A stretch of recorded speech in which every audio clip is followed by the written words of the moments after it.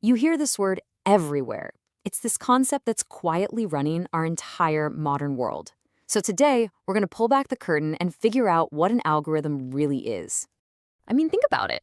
They recommend what movies we watch, they choose the news we see, they even tell us the best way to drive home. But when you really get down to it, what is an algorithm? Now, it might sound super complex, maybe even a little intimidating, but I promise you, the core idea is something you already know inside and out. See, behind all of that fancy tech, an algorithm is really just a set of rules. It's a process for getting something done. And to really get it, we don't need a computer science degree. All we need is a kitchen. Yup, that's right. The absolute best way to understand an algorithm is to think of it like a recipe. It's a perfect analogy because, as we're about to see, every recipe has the exact same building blocks as even the most complicated algorithm out there. Okay, so every process has to start somewhere, right? For a recipe, you start with your ingredients. These are the inputs. They're the specific, defined things you need to get started. An algorithm is no different. It needs clean, clear data to work with from the get-go. So you've got your inputs. Next up, the instructions.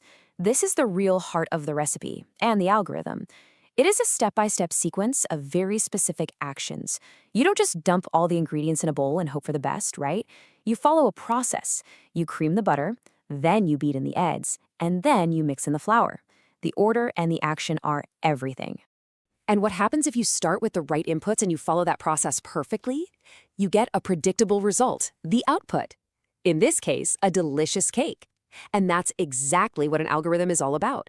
Taking some inputs, running them through a defined process, and delivering a consistent, predictable output every single time.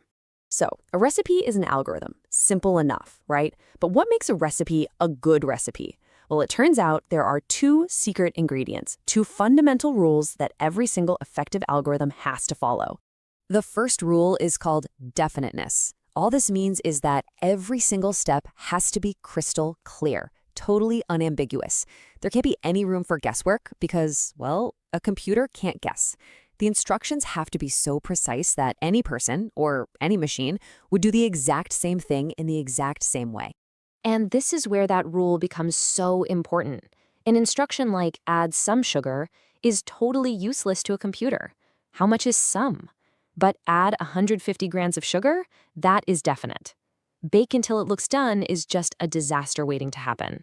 But bake at 180 degrees Celsius for 25 minutes ensures you get a predictable result.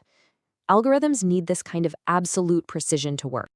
Okay, rule number 2 is finiteness. And this one's super simple. The recipe has to end. An algorithm can't just run on forever and ever. It has to have a clear stopping point, a final step that says, okay, we're done.